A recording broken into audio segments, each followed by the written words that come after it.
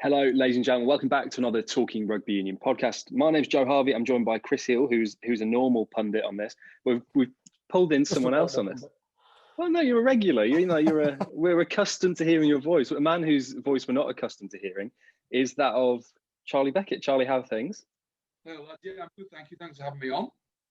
Always happy to talk about some rugby. I love it. Absolute out and out Norse. I'll talk about rugby all day. So I'm excited. That's right. I'm sure there's some line-out questions coming at some point. There's going to be some stuff there. Bit of breakdown clearing, some mauling, bit of scrum. Let's get into the nitty-gritty, lads. Let's definitely do that. And obviously, because one of the reasons we're doing this podcast is because the end of the club season has actually finally happened, which a lot of people probably didn't think it ever would for a very long time. Didn't look like it was actually going to finish. We had a Prem final at Twickenham. I've forgotten the score off the top of my head. I think it was 19 points to 13, that Exeter beat Wasps at. That was a wet day. Exeter deserve a champions, Chris? That was a wet day. Must have been the biggest understatement for you, Joe, because it looks horrendous on television. When it looks bad on TV, you know it's probably equally as, or if not more, horrendous when you're in the stadium. But yeah, I think in terms of the game, I thought Exeter controlled it well. I think they were dominant where they needed to be at scrum time and in the line out. I think, because I rewatched it on Sunday because I was prioritised by our beloved Liverpool on Saturday night. So I rewatched, but I switched it on before Liverpool kicked off, and it was the moment where Wasps had the option to go for the posts at 13-10 or go to the corner to try and win the game. And those are the details which will get looked at a lot more. But I think in terms of the way Exeter controlled the game in those weather conditions, I think they probably just about edge it. But take nothing away from Wasps. I thought Lee Blackett was brilliant in his post-match interview, saying, credit to Exeter, but we've come a long way, and you have to give credit for where Wasps were probably around this time last year to where they finished up last weekend. So yeah, it wasn't the best final in the world due to the conditions, but I think Exeter deservedly add the Premiership title to the European Champions Cup. Yeah, definitely. Charlie, obviously you played against Exeter, pretty much what was like a first string Exeter team as well, wasn't it, down at Sandy Park? Ground out, you ground that one out. It was actually quite a close game. And what was it like playing against that team that was, that went on to achieve what they did this season? Yeah, it was. You look at the names on the team sheet and it would have been easy to be a little bit intimidated, especially like we had, I think our only real regulars we had were Ruan and Billy 12, really. So you look at it go, we sent a young side down there. I think probably the whole world was expecting a cricket score, but I think once you get on a pitch, it's just 15 on 15. And we went, there's no secret. If you watch the game, I don't think it's hard to work out what our tactics were. We went just to spoil it. We weren't going there to play rugby, because if we went and played rugby against them, we weren't going to do well. They're the best team in England, best team. We went there just to try and spoil things. And we did a good job of that. But what was very evident was you switch off for 10 seconds against them, make one error, and they score. So, for example, I remember really clearly, I actually watched it from the sideline because I was in the sin bin. But straight after half time, we had a great clearance kick down to the bottom left corner, just outside their 22. Stuart Hogg picks it up, should be tackled into touch, and we should be our line out on their 22. One missed tackle on their 22. They scored 2 phases later under our sticks, and they're just that clinical. And you look at them, you see it against 2 very, very different finals, like that European Champions Cup final will go down as an all-time classic. Like, to watch that as a neutral was just a pleasure. And then you watch the final against Wasps, and it absolutely won't go down as a classic, but it was just intriguing in other ways. And I think that's the thing with Exeter. They're stereotypically, you think they can only win if they're scrumming and mauling and driving, but actually, when they got into a gunfight with Racing the week before, they still came out on top. So they're adding strings to their bow of being a team who can win pretty and win ugly, and that's a scary thing to face. Now, the only thing I would say is, with the final, as Chris said, you look at where Wasps have come since Lee Blackett took over. They've got Richard Blaze in as forwards coach, who I've worked with at Leicester, and then Sarah's worked with at England, and we both can't speak highly enough of Blaze. He's absolutely brilliant as a coach. You look at the difference they've had from when there was the restart to now. I think if I was a Wasps fan, I'd be very excited, because they're very much the start of their journey. Now, I'm not saying Chiefs are at the end of theirs, but they've come to the culmination of 10 years from Championship to Champions Cup. Wasps are at the start of a regeneration. I think with the coaches and the players they've got, I think they're going to be a very hard team to beat next season and for the coming seasons, and with there or thereabouts. come this time next year, or whatever time next year the final is. I don't know when the final is going to be next year, but at the final next year, they'll be there again, I think. And it's exciting times to be a Wasps fan, but you can't begrudge Chiefs a moment of their success. I think everyone who isn't a Chiefs fan, I think Chiefs is kind of their second team. Everyone likes them, don't they? Everyone likes Rob Baxter, and the job he's done there is just phenomenal. So I was very pleased to see them win a double. But yeah, I think it's an exciting time to be a Wasps fan as well. Yeah, for sure. So obviously, congratulations to Exeter, commiserations to Wasps, and I think my socks are still drying out somewhere. And but anyway, basically, the end of the domestic season means that we now have a lot of internationals to look forward to, and a lot more than I think I realised until I looked at the fixtures the other day, which was quite concerning. Obviously, one less because of some boys liking a pint, and we're starting off this weekend, and we're going to start off with something that happened last weekend, which was Scotland women drawing 13-all with France women, which therefore has given the Red Roses another Six Nations Championship, which means they go into this weekend against Italy looking for a Grand Slam. Charlie, what was the family group chat like when you realised that Sarah had won another Six Nations? It was obviously all very congratulations, well done, but it was kind of a bit of a weird one, wasn't it? Because you expect when you win a Six Nations, you think you'll be watching the game and celebrating the final whistle. Like, obviously we were watching the Scotland game and we knew the significance of it. It's a weird one, isn't it? You're like, yay, but there's not really anything to celebrate in that moment. I think, fingers crossed, they go and beat Italy on Sunday and get the Grand Slam. I think that'll be where the real celebration comes in, and be very happy then. But obviously, over the moon for S and for all the girls, another well-deserved Six Nations win. But it's strange when you win a Six Nations, you haven't played a Six Nations game for 6 months. So I think they're all, from what I speak to Sarah about, they're all very excited to get on the pitch this weekend and try and bring that Grand Slam home.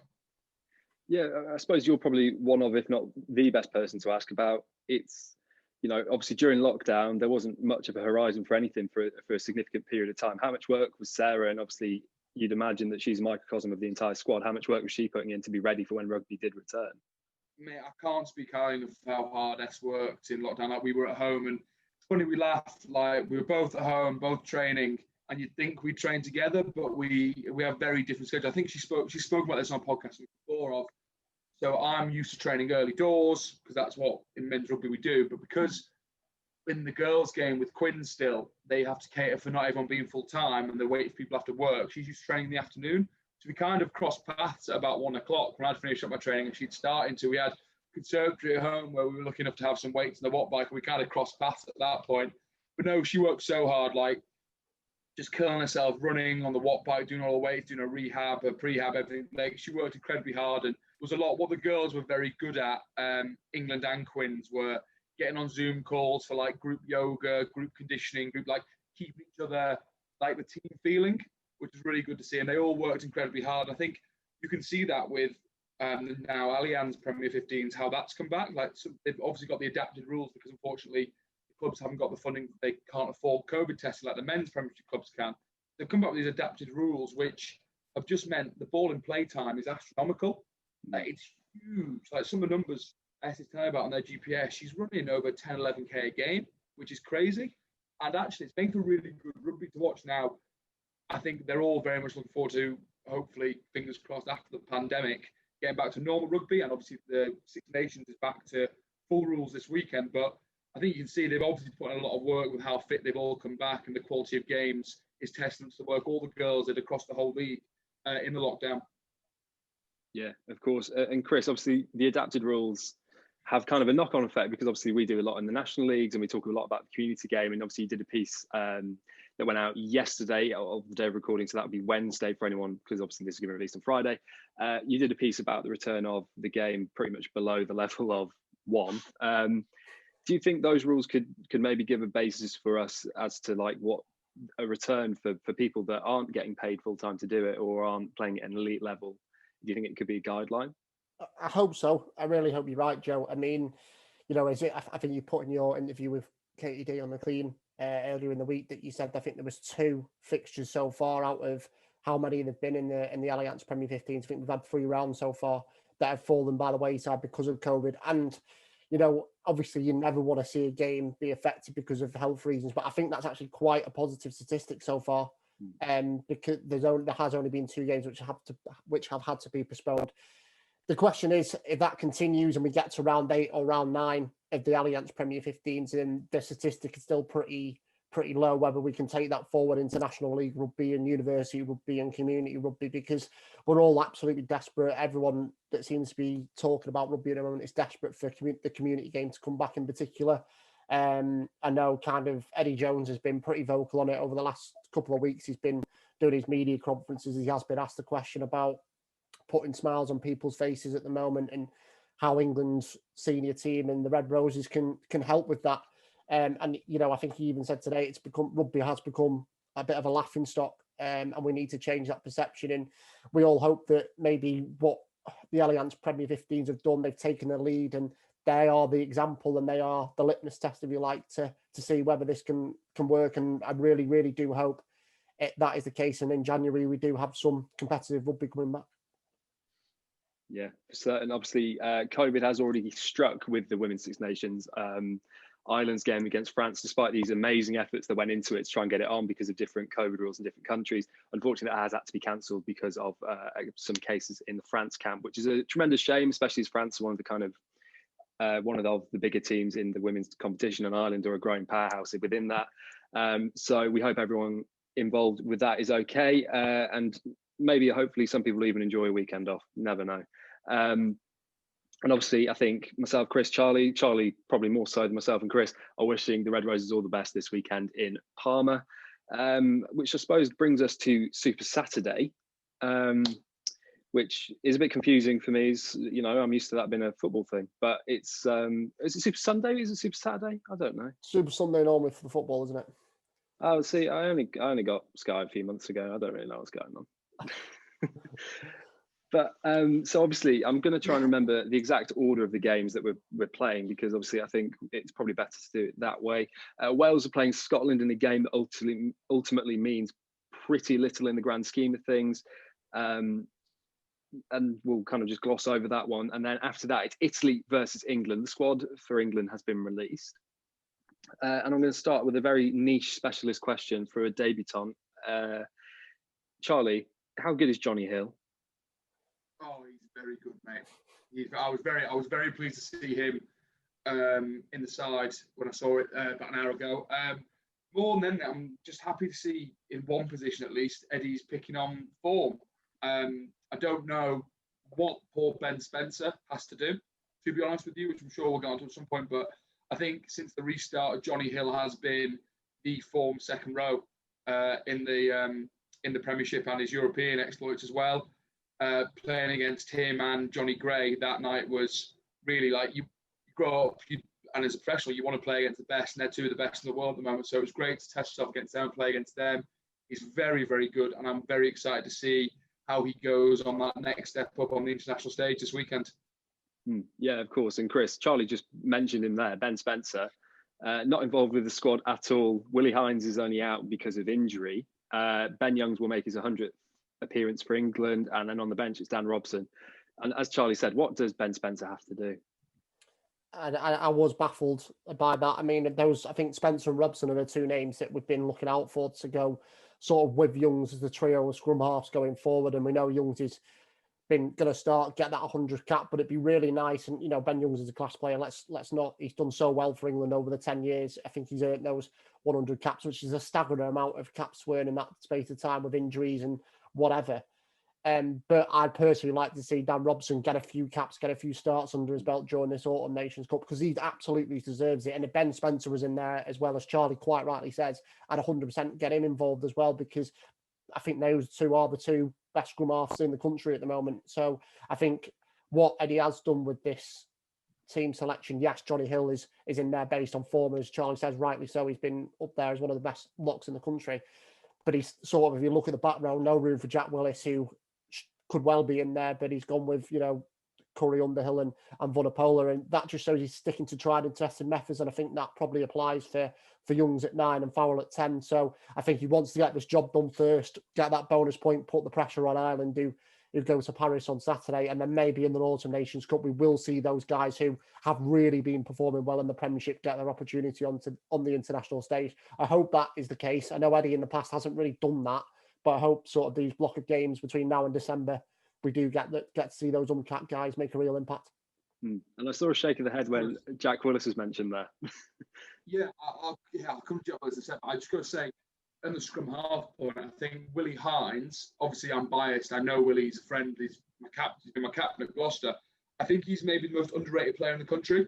He's excellent, and he's also probably the best captain I've played under as a club captain. He's incredible. Now, he's obviously a very different player to a Dan Robson or Ben Spencer or even Ben Young. So they're different sorts of players. But actually, when you come to just game control and game management, I think he's probably the best 9 in the country. I really do. Now, whether it then comes to what sort of balance you want with your 2 9s in the squad, and I'm not going to tell you Jones how to do his job. He does it a lot better than I ever could. But I just think what shocked me was I understand going Youngs, Hines, Robson as your 3. I get that. It's when Willie's got injured, unfortunately, and Alex Mitchell's the next cab off the rank. Now, Alex Mitchell's a great player, don't get me wrong, but I just think Ben Spencer has been the form scrum half since the restart. I just don't know if I was him, I'd just be confused as to what I had to do if I'm not even in the top 4 scrum halves in the country at this moment. I just wouldn't know what I had to do. Yeah, I think you're right, Sean. I think his move from Saracens was obviously possibly enforced because of the relegation, but he's gone to Bath going, right, this is my chance now. I'm going to be the starting 9. He's obviously been interchanging with Wigglesworth at Sarries, and he goes, well, this is my chance to be the starting 9, getting Eddie's eye line. And you're absolutely right. I don't know what else he has to do. He performed well. He's a key member of that Bath side who started, I think, 6th or 7th when Rugby restarted to get them into the top 4. I think on the Jack Willis point as well, I think it's the same. Like, he couldn't be in any better form if he tried. His problem is that after, it seems, for years and years and years, we bemoaned not having a 7 or a versatile back row in England. We've got them all now, all of a sudden. Like, you look, so it's Underhill, Curry, Vanapola starting. You look at the names that aren't involved there. You look, there's no room for Lewis Ludlam. There's no room for Ben Earl. There's no room for Jack Willis. Like, these just there's top of the head. So actually, Jack Willis has been phenomenal since coming back. I think I saw a stat, you boys probably know more. He's got more turnovers individually than 2 of the Premiership sides having the whole season or something ridiculous like that. Like, he's the new rules and the new way the breakdown is being refed is playing into his hands. Enormously, he's taken advantage of that and made it his own. But if I was him as well, I think I'd be frustrated because what more can you do? But unfortunately, we're in a golden age of English back rowers, and possession is 9/10 the law. And Sam Underhill's got the 7 shirt. Tom Curry's got the 6 shirt. They're both phenomenal players, and they both excel on the international stage. Like, I guarantee they'll both play unbelievable games on Saturday. It's one of those where it doesn't matter how well you play. If the man in the shirt is playing extremely well, it's hard to get it off him. But it does put the pressure on them that every game they've got to go out and deliver, because if they don't, the world, I know Eddie doesn't look at the media, but the media will be hounding for when does Jack Willis get his go. It's a lovely problem to have if you're English, isn't it? Like, oh God, look at all these amazing back rows we've got. Oh no. But you do feel for the individuals who get left out because there isn't much more they could be doing. Yeah. And I suppose actually you mentioned something there that's quite, a bit of a talking point. The new breakdown rules, what was like the level in difference to what you were used to as opposed to what the refs were actually blowing for?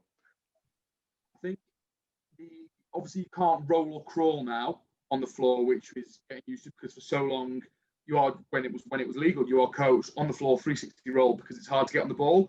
So I think it's getting out of that habit. Mate, you're talking to the wrong man when it comes to Jacqueline. I am not getting over the ball in Jacqueline, am I? So you're talking to the wrong man.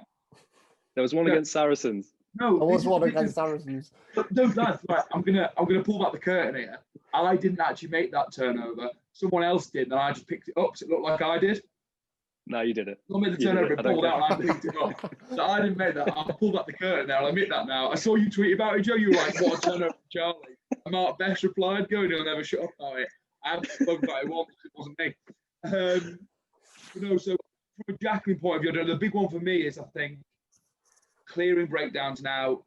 If you're in the side or off your feet, you aren't getting any leniency from the refs, which is quite right, because I think it got to a point where it was getting dangerous, some of the angles people were being allowed to clear out from. and it just wasn't giving Jacklers a single chance. And I think if you do get isolated or someone makes a great tackle and someone can get over the ball, you should be rewarded in rugby. I think that's part of the game. So I think I like them. I know a lot of sevens really, really like them. But I think it's good. I think it's made for more interesting games because you've got to be more accurate and you're clear. And if you're not, you're getting punished. I think at the start, the refs were maybe a little whistle happy with it in the first few rounds of the Premiership. But I think by the time we've got to the final, etc., I think we've got the balance about right, and hopefully that'll carry on through these international games. Definitely. And Chris, I'm gonna go into a bit more of a technical point with Charlie again, because something that I saw popping up on my phone when the England squad was announced, they said that in terms of the line out, there's only really 2 jumpers available with Johnny Hill and Mario Itoje, because Tom Curry's put on a bit of weight, and Sam Underhill, he's never been the lightest chap. So do you worry about that aspect of the game for England? If I was calling lineouts for England, what a strange world that would be. Ideally, I'd have one taller, more stereotypically athletic back rower, because it just gives you another option. But I think a lot of the time people get maybe a bit caught up on, oh, he's only 6'2", so we can't use him in the lineout. Well, actually, no, we can, because if we get 2 props, or if we get a second row and a prop, so if we get a second row 6'7" as his back lifter throwing him and catching on his hamstrings, he's still getting as high. Yes, ideally you want to be taller in a line out, it helps. But actually, if you get a good lifters and you get a good jump, then it's not really an issue. And also, if you call well and use movements and get them into space, it doesn't matter if you've got my grandma jumping, if it's free and you're unmarked, as long as they catch it, you're fine. So I think, yes, ideally you'd have a Courtney Laws S6 who is going to be an unbelievable, he's world-class line-out operator in an ideal world. But actually, you've got 2 of the best line-out jumpers in the world in Itoje and Hill straight away.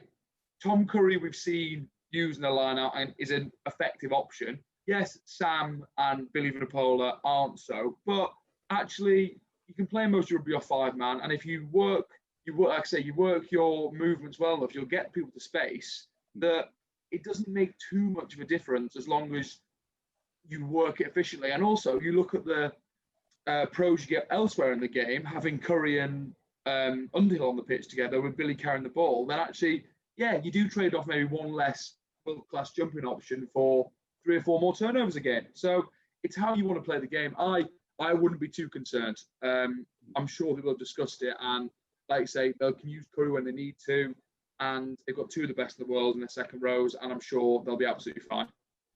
Yeah, of course. Chris, you spoke to Seb Negri the other week, as I remember. How was he ahead of this spell of games we're going to be having? Yeah, I think, it was spoken before. They visited Dublin last weekend. And I think what has been quite underlying theme when I've spoken to Seb is it is a project. They are working towards something, and for anyone outside of that Italian camp, they may just say, well, hang on a minute, they've lost, 26 games now in a row in the Six Nations. They picked up the wooden spoon in numerous years in recent times, and it's thinking, well, where are they actually going with this? But there is a vision there, and I think we did kind of see glimpses of that against Ireland on Saturday. I know the scoreline probably doesn't reflect that 50-17, but there's a lot of young players making their debut. And what Seb said was that Franco, who's obviously now the main coach after him being the interim head coach, they've got a vision of bringing these younger players through. And I think what they are focusing on is something that Conor O'Shea spoke about, which is getting the Italian game right first in the Pro 14 and then bringing that through to the international stage. And what Seb was keen in saying is, yeah, that is definitely improving. At Benetton, I think they played Ulster and Leinster, I think, in the first 2 weeks of the Pro 14 and performed really well. And that for Seb, that was a major step forward. They might have lost both games, but they're giving Leinster a run for the money. They're giving Ulster a hard challenge. And I think that's what Seb said, is the talent coming through is great at the moment. Hopefully it'll be replicated on the international stage. And when you hear that, you kind of have a little bit more sympathy with them, because the results aren't looking good at the moment. I know a few people in Italian rugby said they need to get the house in order first as well, in terms of who runs the game at the top. But hopefully Franco can give them that vision to take forward. I don't expect him to pull up any trees on Saturday against England. I think England will be going out all guns blazing. But if Italy can maybe make small improvements in the autumn going into next year's Six Nations, then I think they'll have a bit of the pressure off them. But yeah, it wasn't, they have a plan there, and it might not seem like they do, but they are working towards something. Yeah, and Charlie, you're pretty good mates with Jake Pledry. How's he been these last couple of weeks?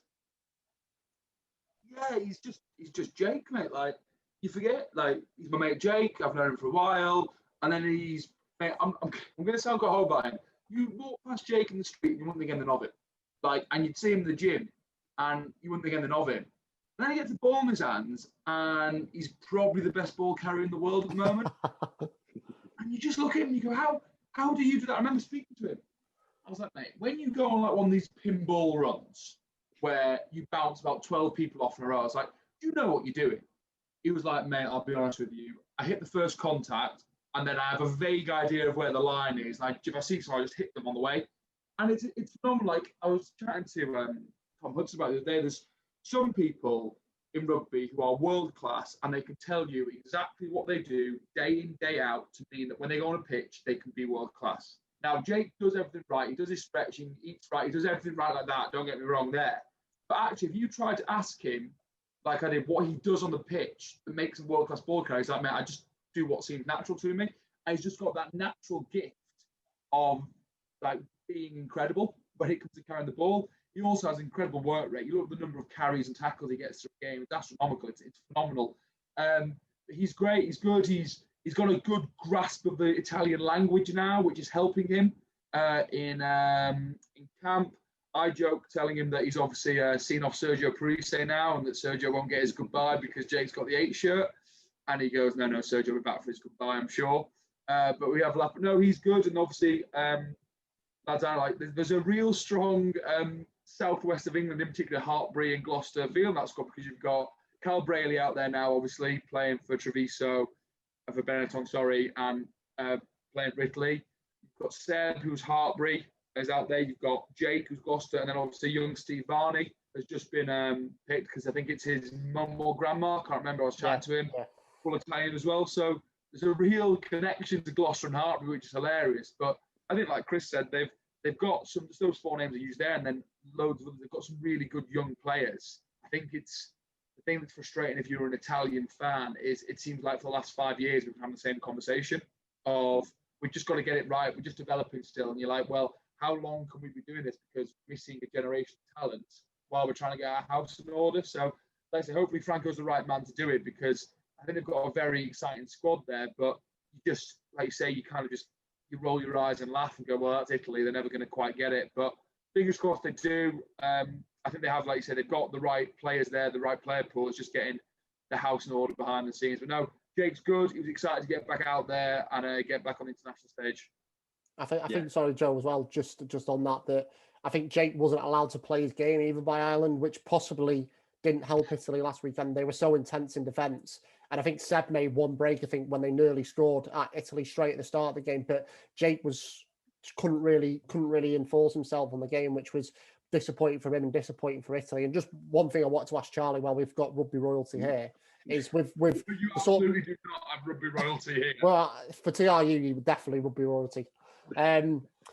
Just on the sort of the Gloucester theme and bringing it back to England, obviously Ollie Foley's in the squad. He's on the bench, and we talked about all the different players there at Gloucester who can have an impact. I mean, what have you seen from Ollie? I think from us, he's just an absolute whiz kid, can take any defenders on, score from anywhere. And do you think that will possibly help England if they are potentially chasing a game 50, 60 minutes in? Yes, I've known Ollie since we were, I think, 17. We played in the age groups together. I think he's a year younger than me, but he's playing up. So Ol is genuinely one of the nicest guys you'll ever meet. He has the stereotypical posh English accent. He's known as old chap at the club because he's a morning old chap. But no, Ol's accent. His nickname as well is 110 because he has no level of commitment that isn't 110% in everything. To the point where he's coach's nightmare because you're doing a team run. It's like, Ollie, stop tackling people. It's a team run. Like, calm down. I'm over the moon for Ol because in the last 2 seasons, I think he's been one of the 4 wingers in the Premiership. Like, he broke the Gloucester try scoring record this season, didn't he? He's just unbelievable. He's strong, quick, powerful. He's always been those things, but the difference I saw in Ollie from my first stint at Gloucester to my second, so those 2 years I was away, is how he's gone away and worked on maybe the softer skills of his game, which was maybe where he was slightly lacking before. I think you're seeing these reaping rewards of that, of fingers crossed, touch wood, he'll get on the weekend and make his England debut. So he's gone from just being this raw, powerful, quick, athletic prospect to the all-round rugby player now.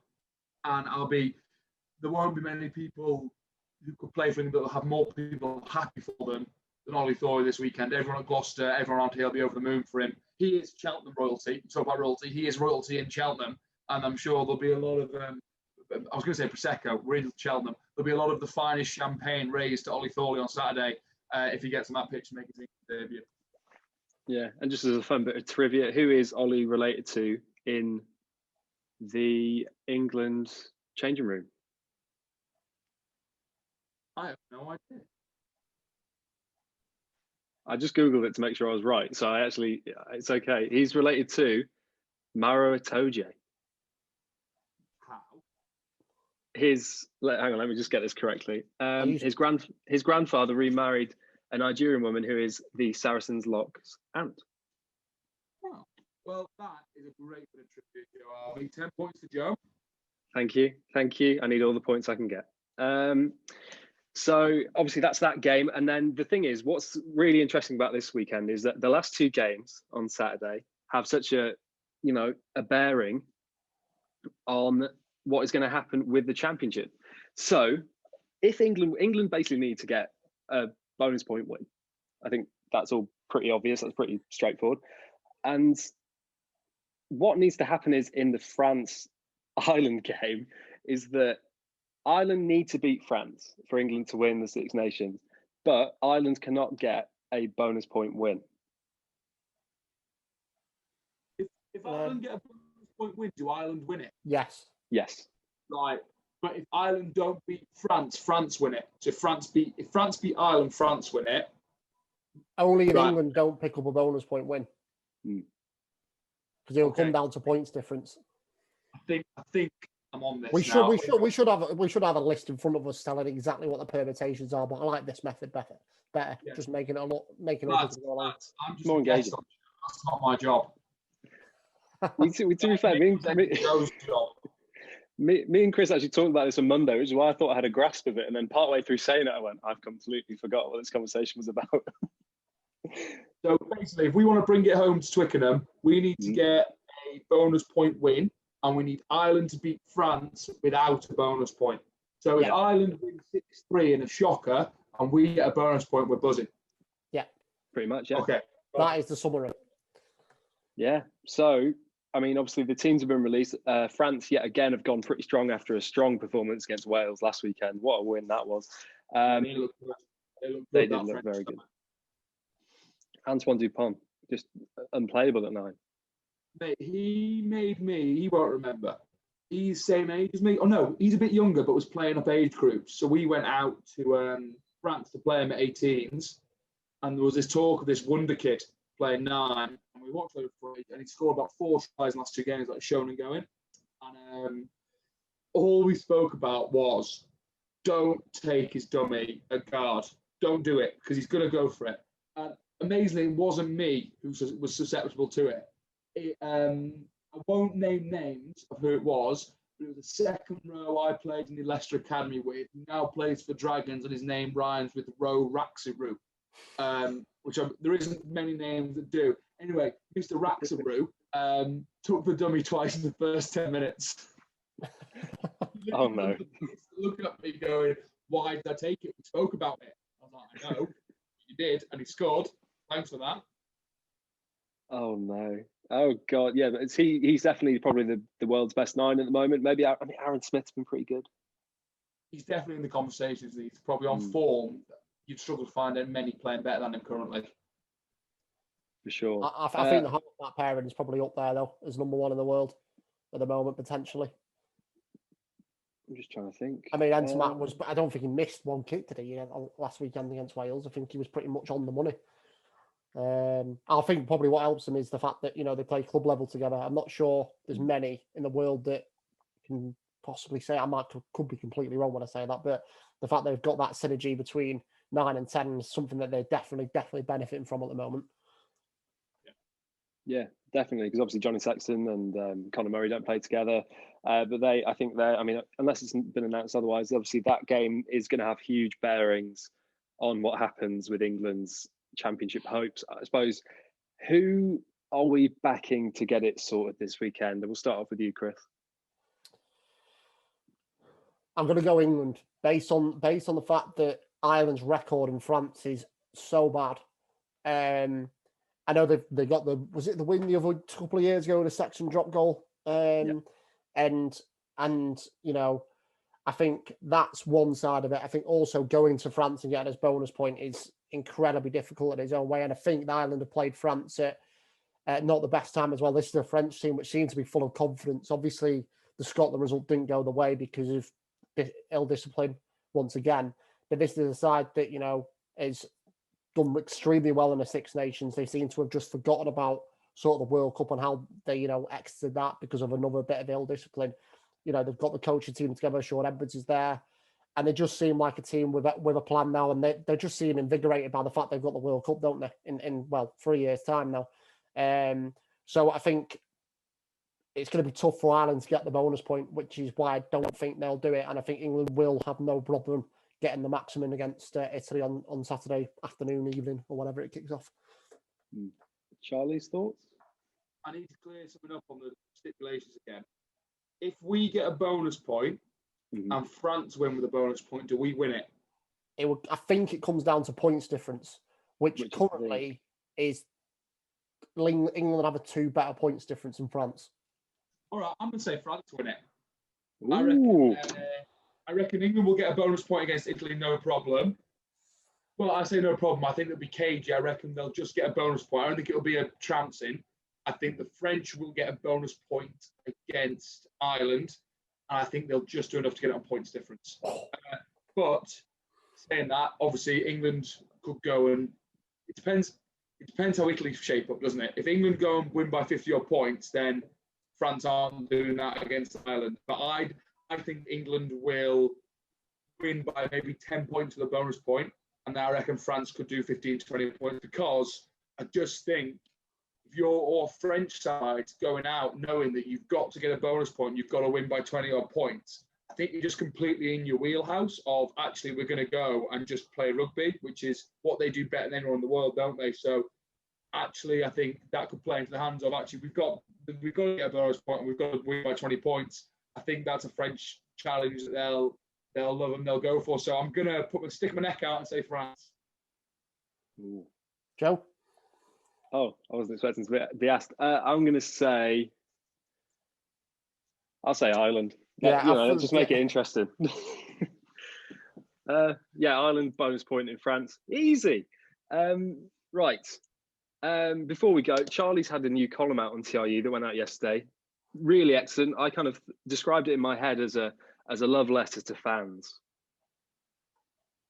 Yeah, I said to Charlie before we pressed record, Joe, that I think you're absolutely right to say that everyone's feeling it at the moment.